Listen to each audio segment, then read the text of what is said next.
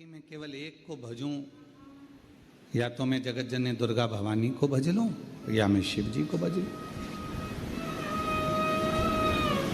नहीं, शिव महापुराण की कथा कहती है कि अगर शंकर भगवान को भज रहे हो तो भी मेरी जगत जननी जगदम्बा आपको वर प्रदान कर रही है, और अगर आप जगत जननी दुर्गा भवानी को भज रहे हो तो भी मेरा शिव वर प्रदान कर रहा है। शिव वर।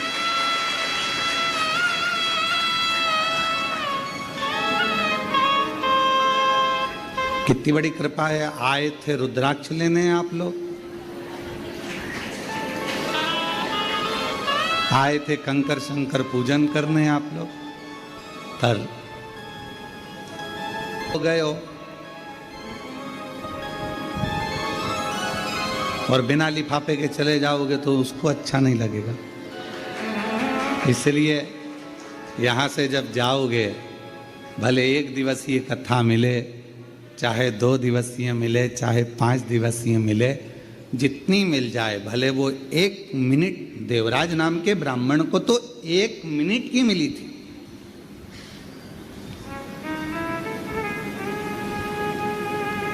ज्यादा कथा तो मिली नहीं उसको, केवल 1 मिनट की कथा मिली, और 1 मिनट की कथा उसके हृदय में ऐसी समाई कि भगवान देवाधिदेव महादेव स्वयं उसको नंदी पर बिठाकर कैलाश धाम तक लेकर चले।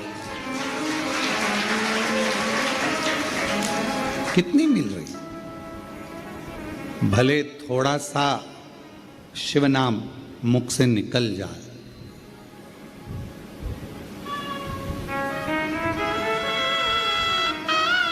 आप सबको मालूम होगा सती माता ने अपने प्राणों को क्यों त्यागा था?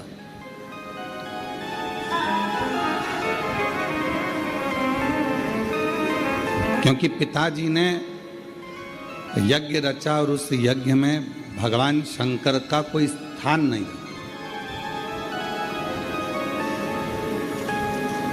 यज्ञ की रचना करी और भगवान शिव के लिए कोई स्थान नहीं रखा।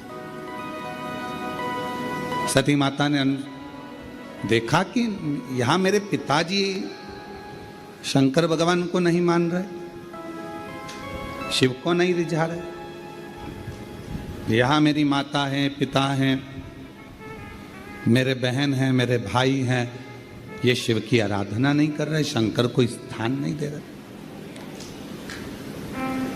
तो फिर ये शरीर मेरे पिता का दिया हुआ है, और जहां शिव नाम नहीं है, शंकर नहीं है, तो वो शरीर रखकर करूंगी क्या?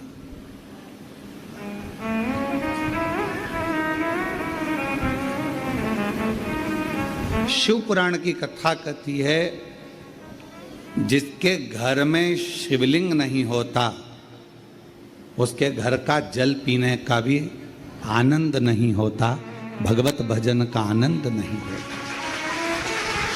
शिवलिंग नहीं है तो, शंकर भगवान का शिवलिंग अगर उसके घर में नहीं है तो समझें कि शिव तत्व उसके अंतर्गत।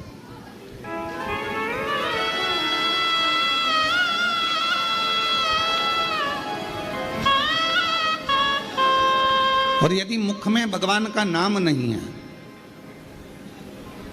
आपके कानों में भगवान शंकर का नाम नहीं है, आपके मुख में भगवान शंकर की अविरल भक्ति नहीं है, आपके मुख में भगवत नाम नहीं है, भगवान का भजन नहीं है, भगवत नाम का कीर्तन आपकी जिह्वा पर नहीं है, तो फिर मानव शरीर, दुकान संभालो, घर संभालो, परिवार संभालो, नातों में रहो, रिश्तों में रहो, कुटुंब में रहो, परिवार में रहो, किसी को छोड़कर भगना नहीं है, उनके साथ रहकर जितना समय मिल जाए, आदि में पुनि आदि, जितना समय मिल जाए, जितना घड़ी, जितना पल, जितना क्षण मिल जाए, उतना भजन करो।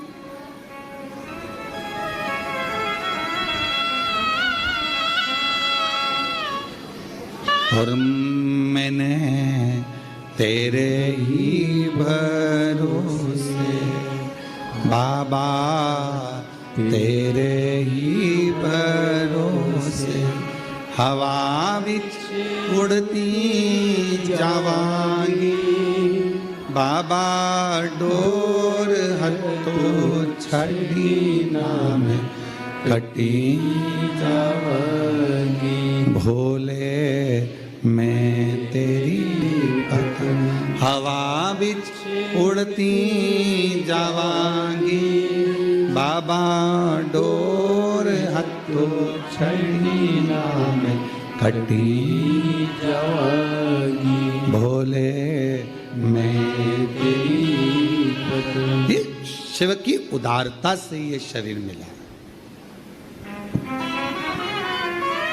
यदि आपको 15 मिनट, 10 मिनट, 5 मिनट, 1 मिनट, आधा मिनट भी यदि आप शिव महापुराण की कथा को श्रवण कर रहे हैं, भगवान शंकर की कथा को सुन रहे हैं, भगवान की कथा को अपने भीतर उतार रहे हैं, भगवत नाम शिव नाम को अपने अंदर संजो रहे हैं, तो ये मान कर चलना जैसे देवराज के कानों में केवल 1 मिनट की शिवपुराण गई थी, क्योंकि उसका तो शरीर तप रहा था।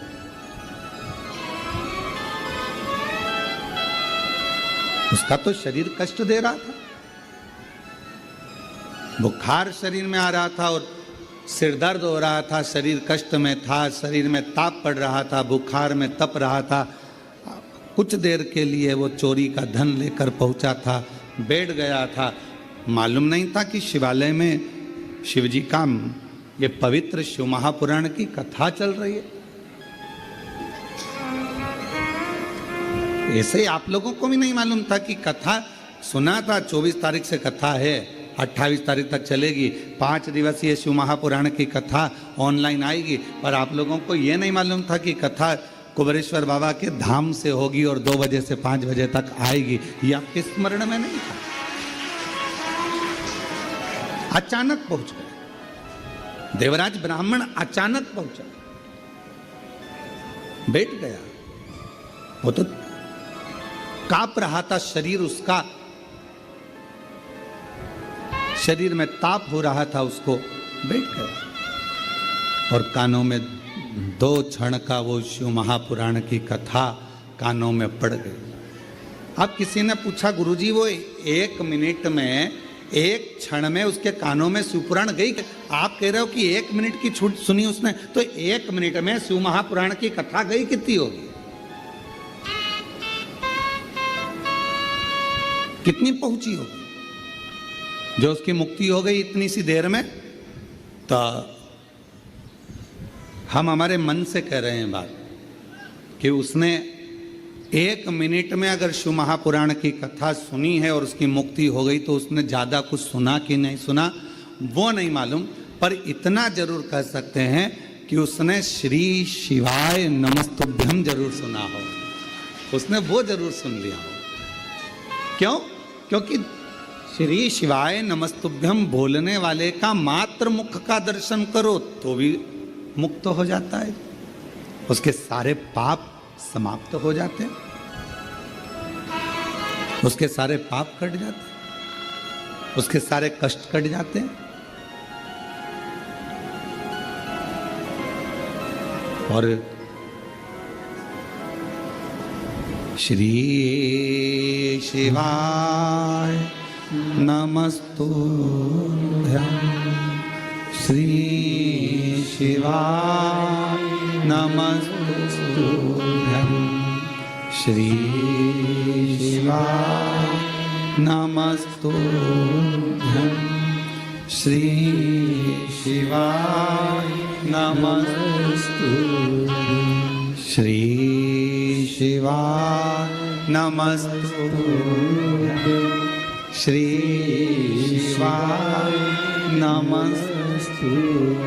तो कोई पूछे हमसे कि उसने 1 मिनट में कितना सुना होगा, 1 मिनट में, 1 क्षण में शिव महापुराण की कथा कितनी सुनी होगी, तो हम इतना जरूर कह सकते हैं उसने पूरी सुनी कि नहीं सुनी, पर श्री शिवाय नमस्तुभ्यम जरूर सुना होगा, जिससे वो तर गया।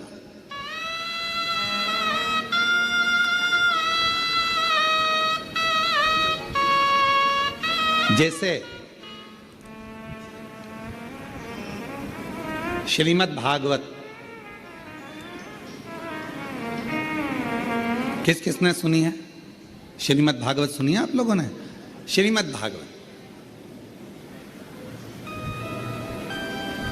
अब श्रीमद् भागवत का पूरा 18,000 श्लोकों का 7,39,00,000 शब्दों का 335 अध्यायों का अगर कोई अध्ययन ना भी करे, स्मरण ना भी करे, पर ऊपर का ही नाम पढ़ ले, क्या? जम के बोलो, श्रीमद् भागवत। तो श्रीमद् भागवत के महत्तम में कहा गया कि केवल इतना सा शब्द अगर उसने पढ़ लिया श्रीमद् भागवत, तो समझ लो उस पर भगवान कृष्ण और राधा रानी की कृपा बरसना प्रारंभ हो जाती।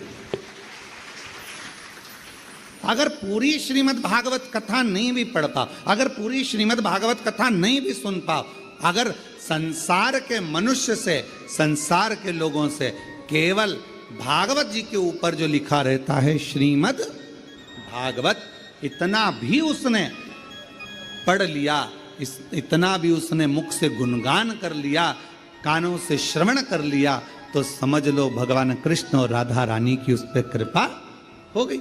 उसी तरह शिव महापुराण की कथा वर्णन करती है कि देवराज नाम का ब्राह्मण चोरी का धन लेकर शंकर जी के शिवालय में पहुंच गया। शरीर में ताप था, बहुत बुखार आ रहा था, कष्ट हो रहा था, मंदिर में जाकर बैठ गया, दुबक कर बैठा हुआ था, उसको नहीं मालूम था कथा चल रही है, और 1 मिनट की कथा उसके कानों में पड़ गई, और वो कथा सुनने के बाद शरीर कांप रहा था, बाहर निकला, बेलपत्र के वृक्ष की छांव में पहुंच गया, और वहां उसके प्राण छूट गए। शिव जी उसको लेने आ गए। क्या क्या गलत काम करा उसने, वो भी समझ लीजिए। घर में पत्नी थी, पर एक पराई स्त्री को देखकर उसका संग पकड़ लिया, वैश्यावृत्ति कर ली। जुआरी बना, जुआ खेला,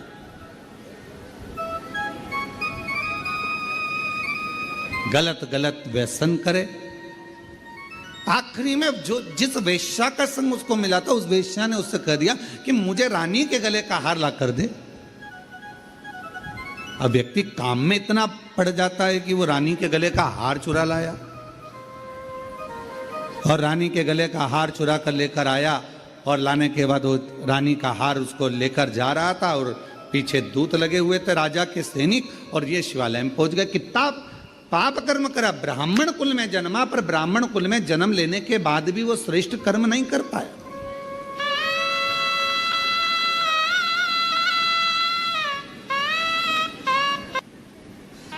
क्षत्रिय होकर, कोई कोई वैश्य होकर, कोई कोई शूद्र होकर, कोई कोई ब्राह्मण होकर, किसी भी वर्ण का है, किसी भी वर्ण, पर वो परमात्मा ये नहीं देखा कि वो ब्राह्मण है, क्षत्रिय है, वैश्य है कि शूद्र है। परमात्मा तो ये देखता है कि तेरे मुख से भगवत भजन कितना हुआ। परमात्मा ये देखता है तूने भूखे को कितना भोजन कराया, प्यासे को कितना पानी पिलाया, कितनी तूने शिक्षा किसी को दिलाई, कितनी औषधि दिलाई, कितना किसी के कष्ट को तूने दूर किया।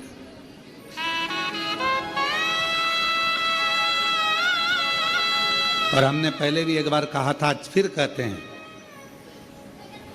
आपके पास देने के लिए कुछ नहीं है, आप अठन्नी किसी को मत दीजिए।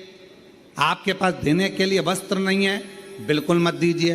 आपके पास देने के लिए आभूषण नहीं है, बिल्कुल मत दीजिए। आपके पास देने के लिए अन्न नहीं है, मत दीजिए। आपके पास देने के लिए पीने का जल भी नहीं है, मत दीजिए। पर शिव पुराण की कथा कहती है, कम से कम अपनी मीठी वाणी से केवल स्माइल देकर, प्रसन्नता देकर और प्रेम की वाणी का दान तो कर सकते हो।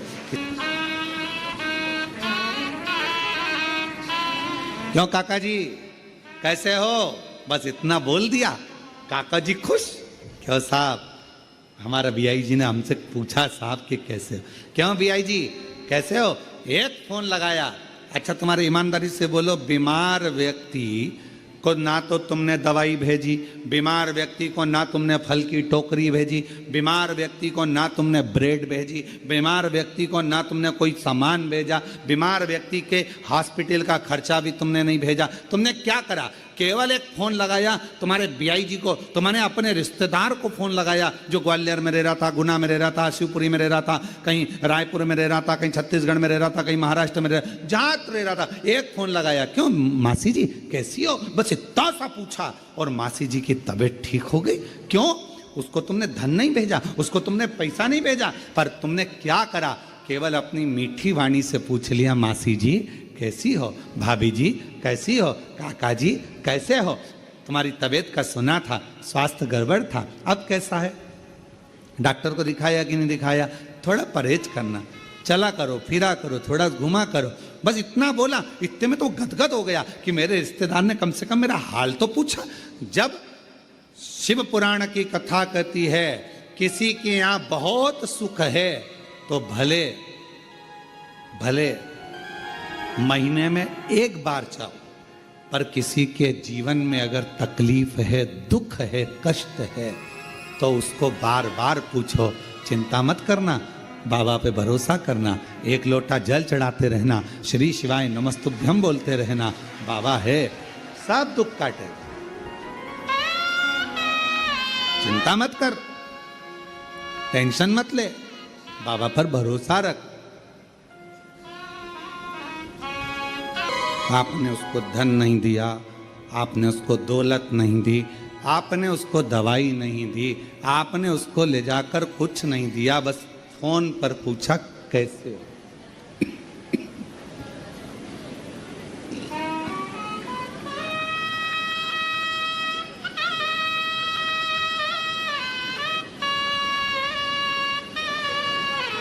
केवल फोन पर पूछा, मासी जी, मामा जी, काका जी कैसे हो, इतना पूछा, कृपा वो ठीक हो गया।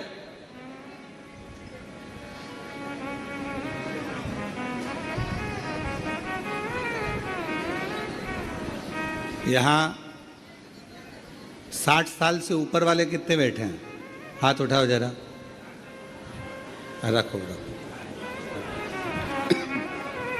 रख लो माँ, रख लो,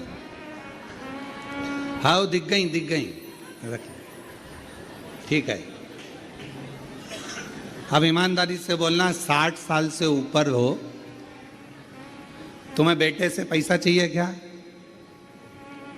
तुम्हें बेटों से धन चाहिए क्या, सोने का जेवर चाहिए क्या, बेटों से तुम्हें प्रॉपर्टी चाहिए क्या, बेटों से तुम्हें कोई सामान चाहिए क्या, बेटा बोलेगा कि हम तुम्हें कपड़े बनवा दे, तुम मना कर देते हो कि हमको हमारे पास रखे हैं अलमारी भरी पड़ी। बेटा और बहू से क्या चाहिए, केवल वो प्रेम से पूछ लें, पापा जी कैसे हो, माँ तकलीफ तो नहीं है, मम्मी चलो मैं डॉक्टर को दिखा दूँ, पापा चलो मैं तुम्हें डॉक्टर को दिखा लाता हूँ, पापा चलो मैं तुम्हें लेकर चलता हूँ, चलो मैं तुम्हें लेकर चलूं, चलो मैं तुम्हें दिखा कर लाऊं। पिता को, माँ को बेटे से ना धन चाहिए, ना दौलत चाहिए, ना संपदा चाहिए, ना सत्ता चाहिए, ना वैभव चाहिए, ना सोना चांदी चाहिए। बच्चे से पिता को केवल उसकी मीठी वाणी चाहिए, केवल मीठी वाणी चाहिए और कुछ भी नहीं। पापा ठीक, अगर घर के बेटा बहू इतना पूछ लें कि पापा जी कैसे हो, मम्मी कैसे